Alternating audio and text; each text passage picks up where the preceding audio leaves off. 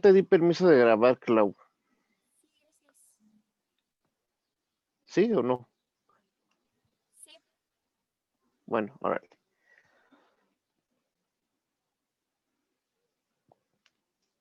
Bueno, siguiendo un poco con sangre, componentes y sus patologías, vamos a ver trombosis y embolia. En la trombosis se define como una obstrucción que hay en el flujo de sangre en algún vaso sanguíneo, arterial o venoso, y que provoca que los tejidos que son irrigados por ese vaso sufran isquemia. ¿Y qué es la isquemia? La isquemia es un proceso, bueno, es una serie de pasos que, que son condicionados por la falta de oxígeno en determinados tejidos. Ajá, por ejemplo, cuando alguno de ustedes se ha puesto un torniquete así nomás por andar jugando, al chistoso. Sí. Mm, Bueno, pues lo que hacen con un torniquete es realmente que están obstruyendo el flujo a una parte del cuerpo, ¿no? Pero pues no hay mucho problema porque inmediatamente cuando ustedes quitan su torniquete, pues vuelve a perfundir todo. Pero mientras se lo quitan, si se lo quitan, por ejemplo, unos 10 minutos, bueno, pues no dura tanto, no que se lo quiten, como 30 segundos, pues se empieza a poner todo blanco, se empieza a poner frío y empieza a doler, ¿no? Entonces, en la isquemia es un daño que sucede pues por la falta de irrigación, porque no le está llegando oxígeno y además la sangre venosa no está siendo drenada, ¿sí? Y eso puede pasar a nivel de cualquier parte del cuerpo, ¿sí? Por ejemplo, digamos que alguien tiene una infección, ¿no? Y luego esa infección la tiene en sangre. Y eso causa o condiciona que haya una mayor coagulabilidad. Y pues ya se forman coágulos y de repente se tapa la arteria de un dedo chiquito. ¿Qué le va a pasar a ese dedo chiquito?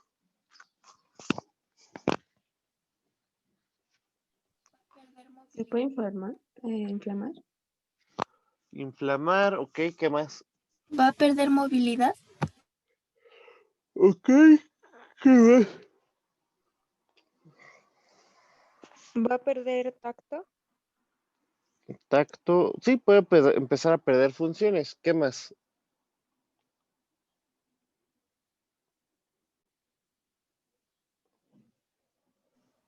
¿Se va a necrosar?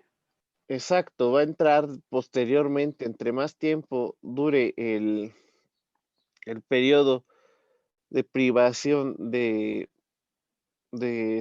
su irrigación, lo más probable es que ese tejido muera, ¿sí? Y esto es porque pues todas las células de nuestro cuerpo pues necesitan oxígeno, necesitan glucosa. Si no tienen eso después de determinado tiempo, pues empiezan a morir. Ajá.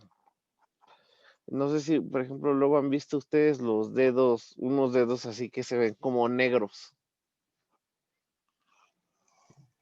Sí, ¿Sí? ¿Sí los han visto? sí, sí.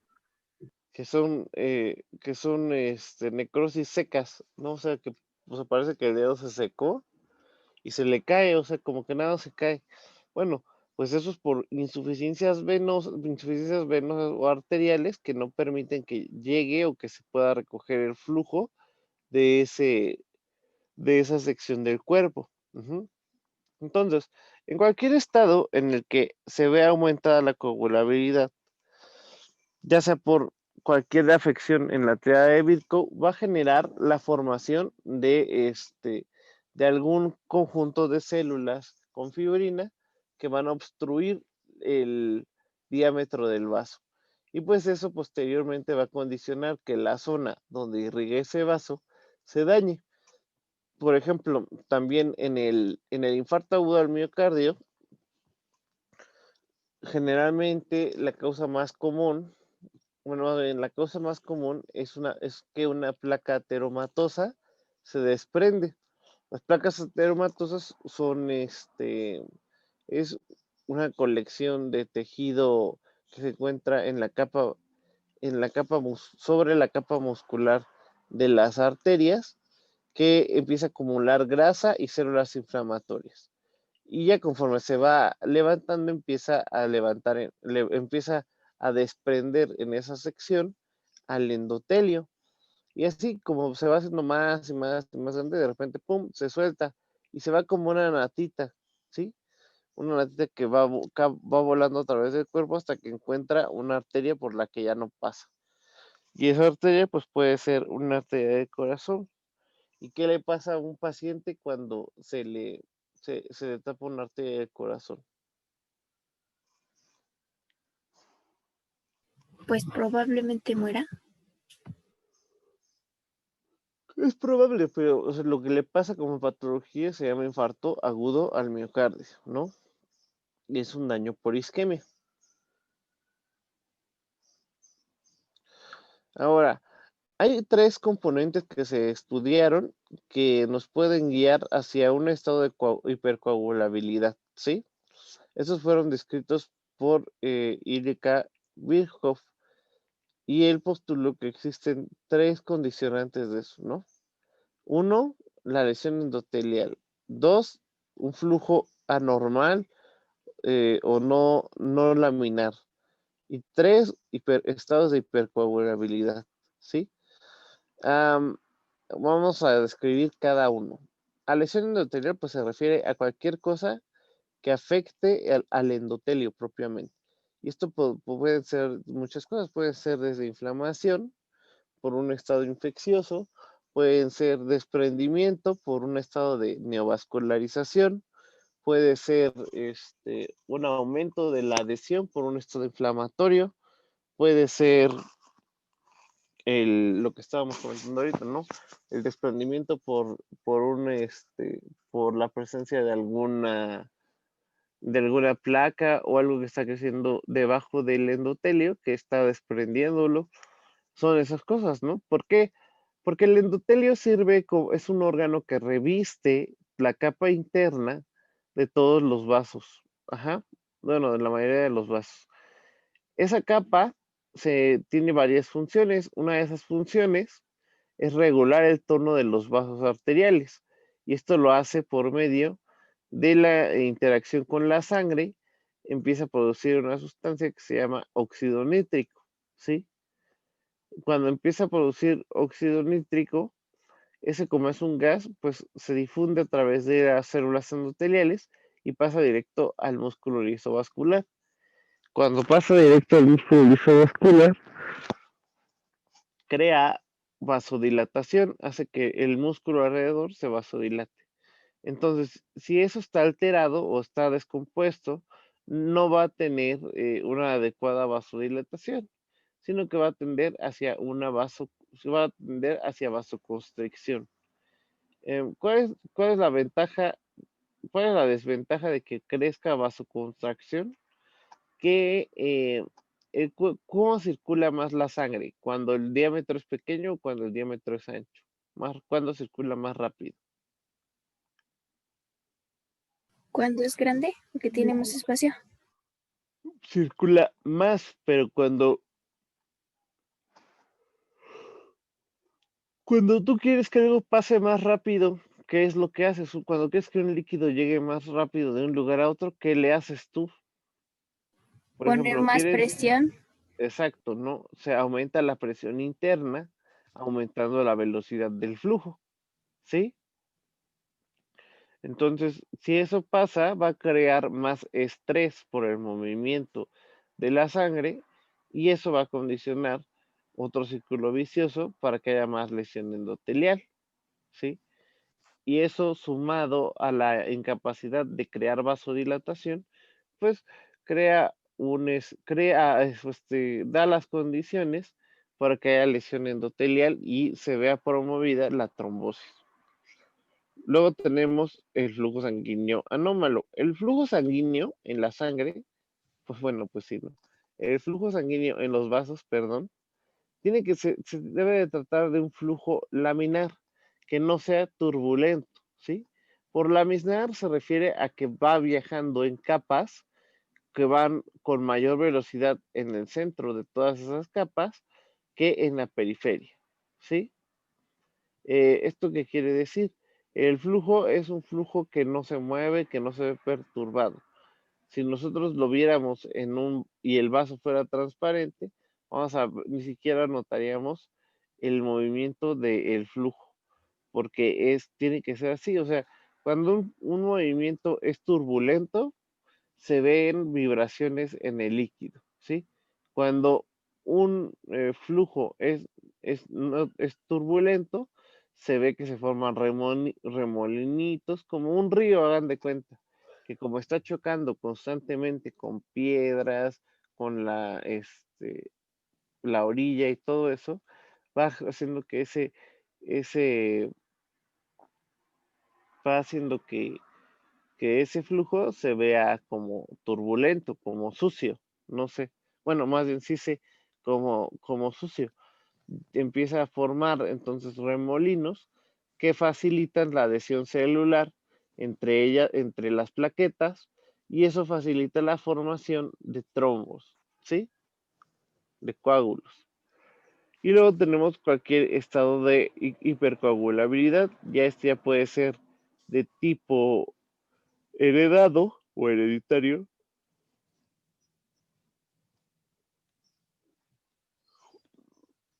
como la deficiencia del factor 5 o enfermedad de Leiden, o puede ser adquirida en el tiempo, por ejemplo, como sucede con el uso de anticonceptivos orales, el estar postrado mucho tiempo, em, el tener cáncer, usar algún suplemento hormonal. Todo eso aumenta la hipercoagulabilidad, hace que la sangre sea más reactiva, y por lo tanto, si nosotros sumamos, por ejemplo, si nosotros sumáramos que una mujer, por ejemplo, está tomando anticonceptivos orales y además tiene una placa teromatosa, bueno, varias, y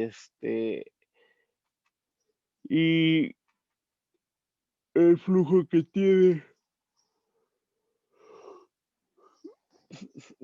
que tiene se ve anómalo, lo más probable es que esa persona tenga una alta probabilidad de desarrollar un trombo. ¿Y esto dónde lo vemos? Por ejemplo, esto lo vemos mucho en los pacientes que viajan más de 12 horas, ¿no? Y no se paran. Generalmente van así, muy tranquilos y todo, y de repente cuando llegan a tierra, ¡boom!, les empieza a doler una pierna, y se les empieza a hinchar, y se les empieza a poner roja, y luego blanca, y luego como que exuda. Y duele, el dolor sigue siendo muy intenso. ¿Y qué le dio? Una trombosis venosa profunda por hipercoagulabilidad. Por eso también se recomienda que cada que viajen, que sean más de 8 horas, hay que tomar una aspirina para disminuir la agregabilidad plaquetaria. ¿Sí? ¿Hasta ahí vamos todos bien? Sí. Sí.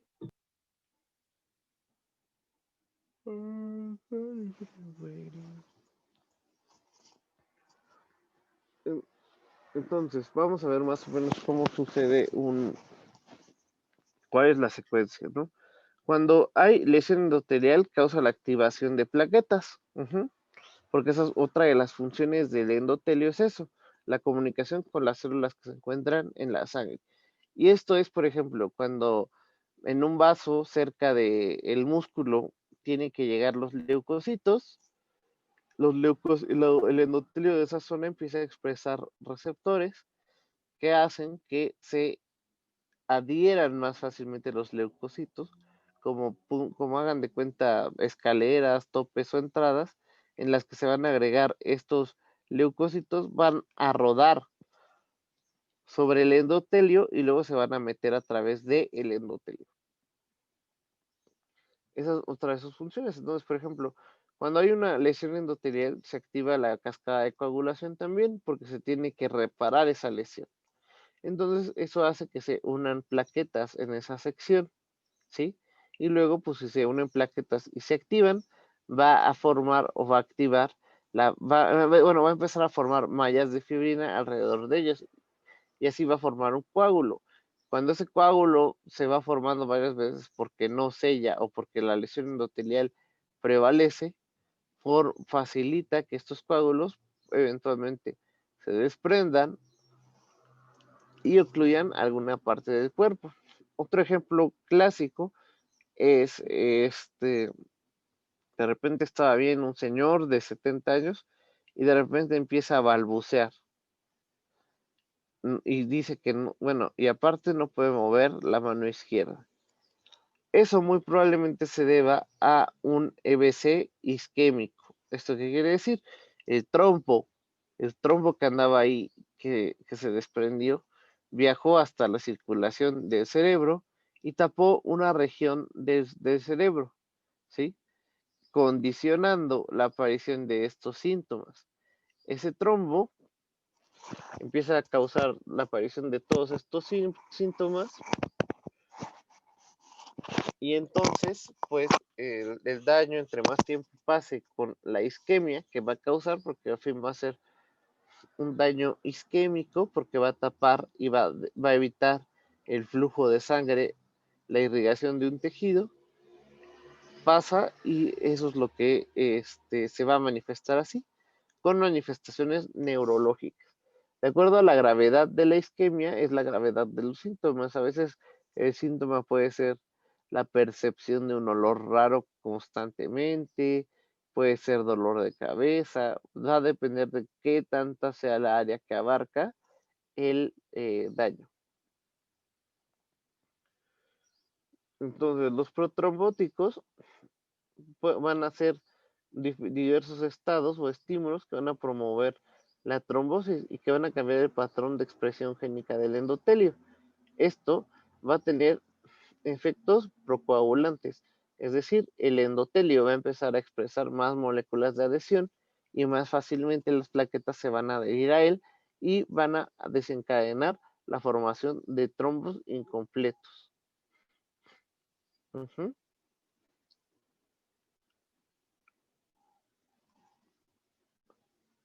Luego tenemos las alteraciones del flujo sanguíneo. Como les he dicho, el flujo de la sangre tiene que ser laminar. Y eso se puede alterar y se puede volver turbulento con diversas razones. Por ejemplo, ¿qué pasaría si en un tubo, así de repente, de la nada, fuera irregular? O sea, que fuera más grande, por ejemplo, va a un diámetro de X cantidad y de repente se vuelve más amplio, de la nada, así, de trancazo, digamos, medía 3 milímetros y de repente en el siguiente tramo mide 10. ¿Qué va a pasar con el flujo? Se ven más lento. Pues más bien por el cambio brusco del tamaño del vaso, va a crear flujos turbulentos, va a hacer que se vayan formando ahí como, como torbellinos, por así decirlo, que van a condicionar la adhesión de células, de plaquetas principalmente. Ahora, por ejemplo, hablemos de otro caso. Otro ejemplo sería cuando ustedes ven cuando ustedes, por ejemplo, el corazón, de repente por alguna razón no puede bombear y la sangre se empieza a quedar como estancada y se regresa, se estanca y se regresa. ¿Qué es lo que va a pasar?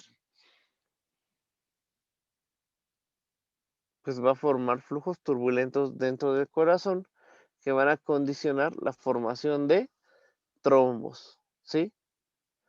Y esos trombos se van a ir moviendo hacia el resto del cuerpo, ¿vale?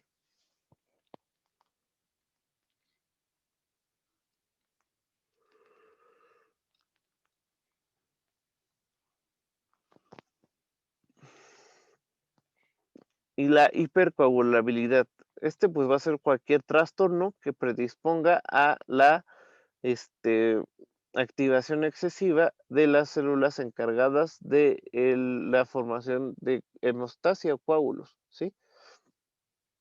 Y esto puede ser por un exceso de agentes como la protrombina o por aumento en factores, disminución en factores que se encargaban de disminuir la coagulabilidad, como el factor 5, que es la enfermedad de Leiden, y otros pueden ser adquiridos.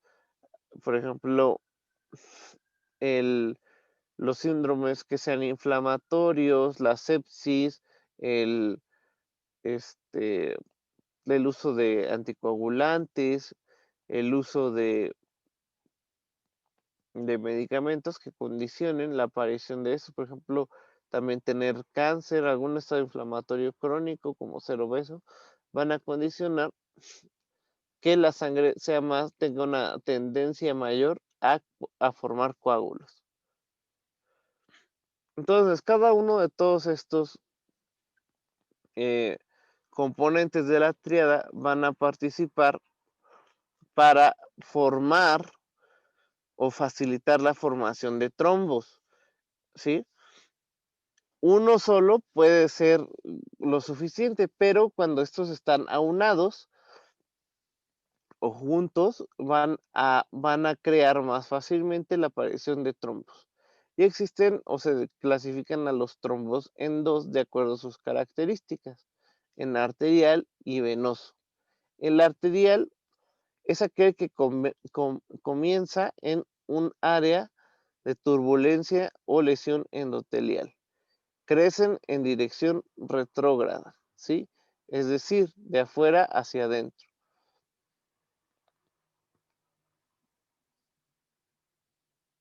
No, perdón, de adelante hacia atrás.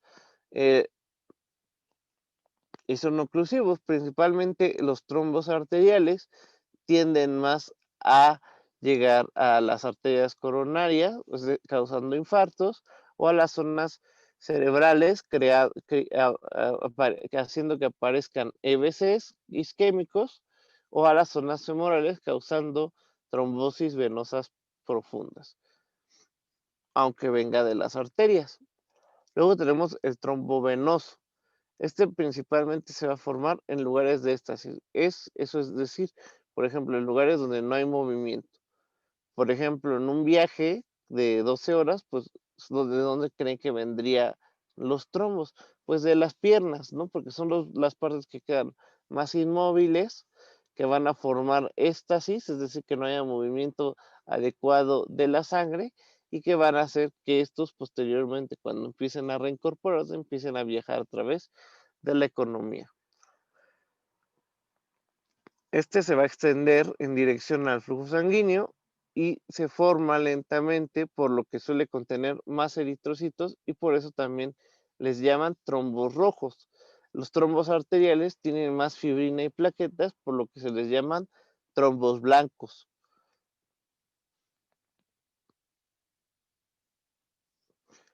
En cuanto a su morfología, nosotros los podemos ver en las cavidades cardíacas y se ven como trombos transmurales. Los coágulos o trombos post-mortem se ven gelatinosos, tienen una porción inferior roja oscura y una porción superior que es de color amarillo. También hay trombos que se pueden formar con grasa, ¿sí? Por ejemplo, en el caso de cuando hay o hacen abdominoplastías y no se es demasiado cuidadoso, pueden hacer que se desprendan grandes porciones de grasa que van a irse hacia la circulación y van a tapar algún vaso. También, por ejemplo, en las operaciones o fracturas de, de huesos largos, hacen que se libere grasa que se encuentra alrededor del hueso y esto condiciona la aparición de trombos grasos, ¿sí? También existe la embolia grasa. Y la evolución principalmente es la propagación, que es después de la activación y acumulación de plaquetas y la formación de fibrina alrededor de ellas. Posteriormente, una embolia en la que se desprenden y migran hacia otro lado. Una disolución que va a ser el resultado de una fibrinólisis. Esto ya van a ser intervenciones, ¿no? En este caso, son medicamentos que están diseñados para degradar el trombo, ¿sí? Que tienen efecto principalmente sobre la plasmina, que es la activan y esto hace que favorezca la degradación de fibrina y el trombo se vaya descomponiendo poco a poco. y si se logra quitar, pues ya se quita el cuadro, pero a veces pues no es suficiente. Por ejemplo, a veces no, el tratamiento con fibrinolíticos no es suficiente para quitar un trombo. Entonces, por ejemplo, en las enfermedades que son en la isquemia cardíaca, en el infarto agudo del miocardio por un trombo, pues lo que hacen es cateterismo. ¿Esto qué es? Pues meten un catéter, literal, un catéter muy largo, desde la arteria femoral hasta las porciones de las arterias coronarias y con un tipo de alambre, por así decirlo, se va quitando el trombo, ¿sí? Y esto también y también aplican de manera in situ o en el sitio el fibrinolítico. Entonces, las características clínicas de la trombosis venosa superficial y la trombosis venosa profunda, ¿cuál es la diferencia? En la trombosis venosa superficial se produce en venas superficiales o venas de la pierna. Principalmente esto aparece en las venas afenas. Causan congestión, tumefacción, dolor y sensibilidad al contacto. Nunca producen embolia y causan desarrollo de infección, úlceras y alteraciones en la circulación, ¿sí?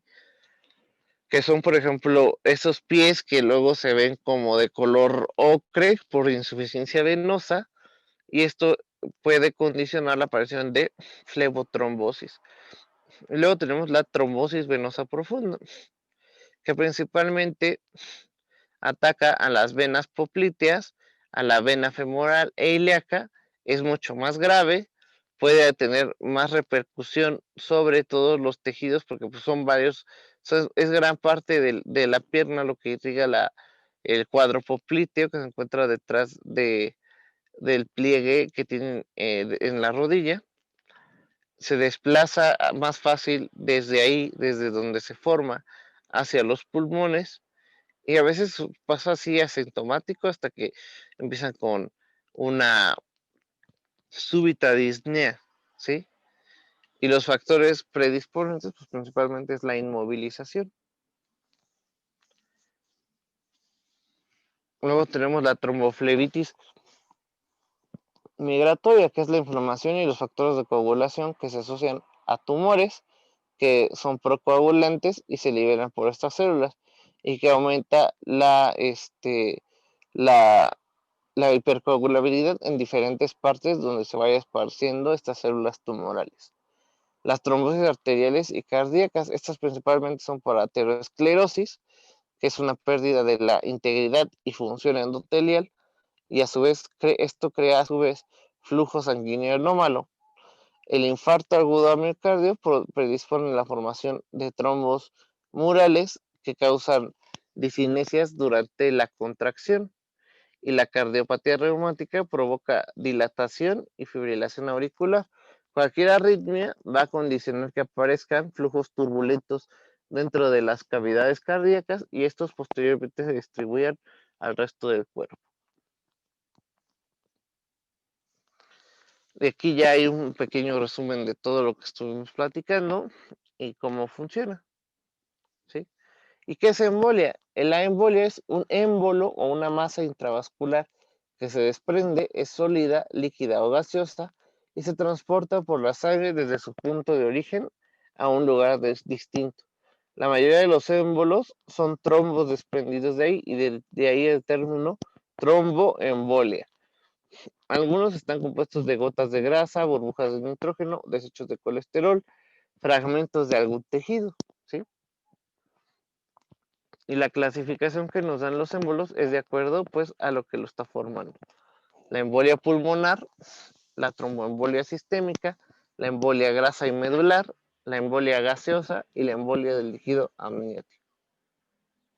La embolia pulmonar se origina principalmente en trombosis venosas profundas y son formas más frecuentes de la tromboembolia. En esta, el trombo o el émbolo lo que va a afectar van a ser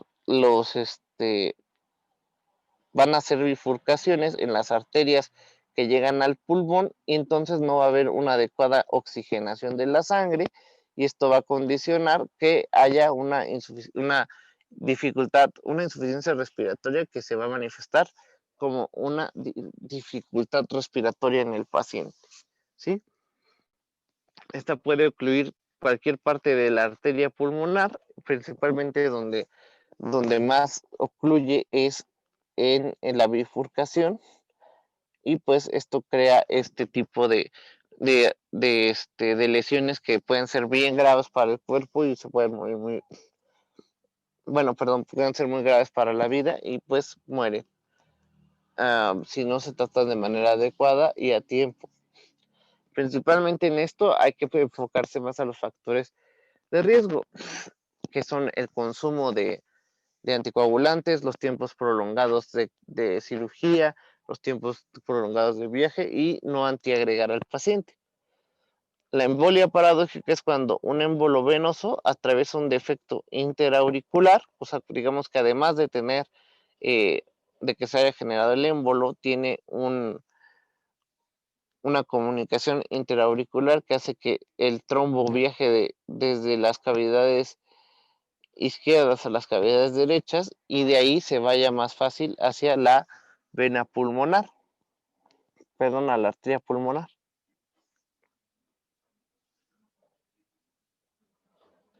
La tromboembolia sistémica, pues esta puede afectar cualquier parte del cuerpo y aquí lo más importante siempre va a ser la prevención.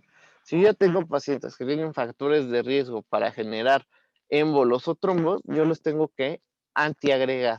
Y esto puede ser con un antiagregante como el clopidogrel o principalmente con antiagregantes, pero también se pueden utilizar a veces anticoagulantes. Y esto ya va a depender de la patología y los factores de riesgo de cada paciente. Y eso sería todo para este tema, ¿vale? No sé si tengan alguna duda. Profe, Mm, eso también puede, bueno, se pueden tapar las venas y las arterias por la grasa. sí, o sea, por la grasa que se desprende en procedimientos puntuales, por ejemplo, como les decía, en una liposucción que desprendan un tejido, una parte de grasa y no la hayan recogido y esa se vaya a la circulación, puede ser una forma. Otra puede ser con la fractura. Una fractura puede desgarrar tejido graso que se vaya hacia las arterias o medular, ¿no? También puede ser de la médula ósea. Otra pudiera ser el desprendimiento de grasa de algún proceso tumoral que condicione esa aparición y ya. Pero sí, o sea, una tromboembolia puede ser por técnicamente lo que sea. Profe, otra pregunta, ¿y la tromboembolia también puede dar en los órganos del cuerpo? Por ejemplo, el corazón Sí, y el estómago y eso. sí se puede. Okay. Pero es más común en el pulmón. Oiga, Ande. ya ve que dijo que si se hacía un viaje de más de 12 horas, era bueno prevenir tomándose con una aspirina. Sí. ¿Qué hace la aspirina? La aspirina lo que inhibe es la aspirina, como otros antiinflamatorios no esteroideos, inhiben una enzima que se llama COX-2.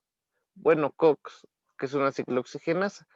Esta forma o aumenta la formación de prostaglandinas. Entonces, cuando se inhibe eso, se inhibe la agregación plaquetaria, ¿sí?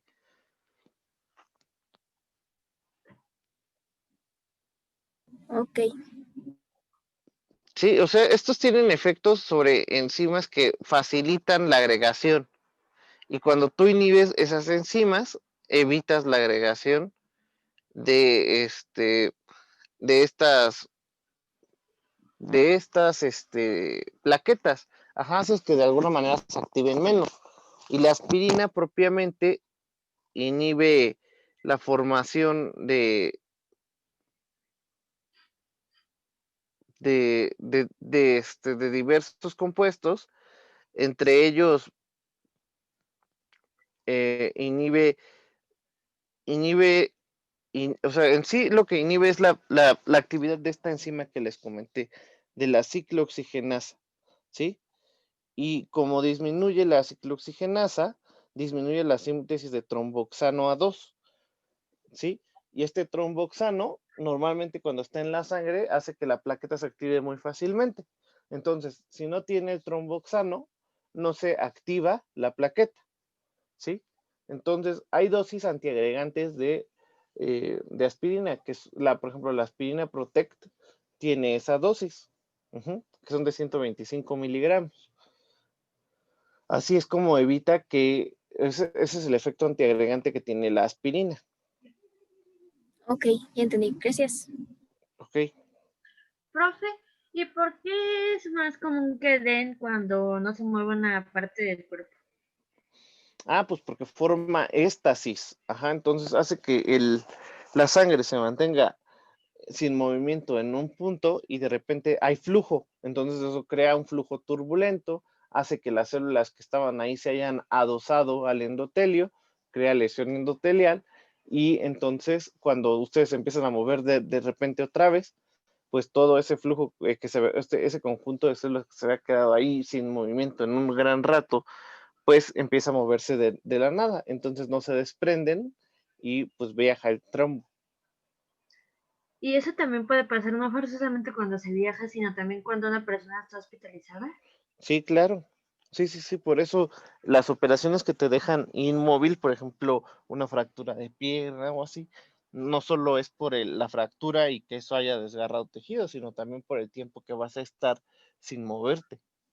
Por eso a esos pacientes, generalmente si ustedes ven pacientes que tuvieron un tiempo prolongado quirúrgico, casi siempre les mandan heparina si no están sangrando. O a los pacientes que están entubados también les ponen heparina para disminuir el riesgo de estos trombos, de la aparición de estos trombos.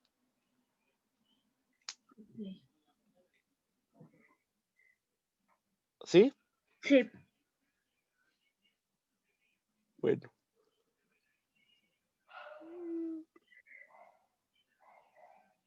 Pues ya no hay más dudas.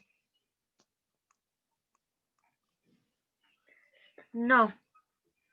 Bueno, pues entonces nos vemos el lunes, ¿sí? Sí, profe, gracias. Hasta luego. Sí, profe. Hasta luego. Bye.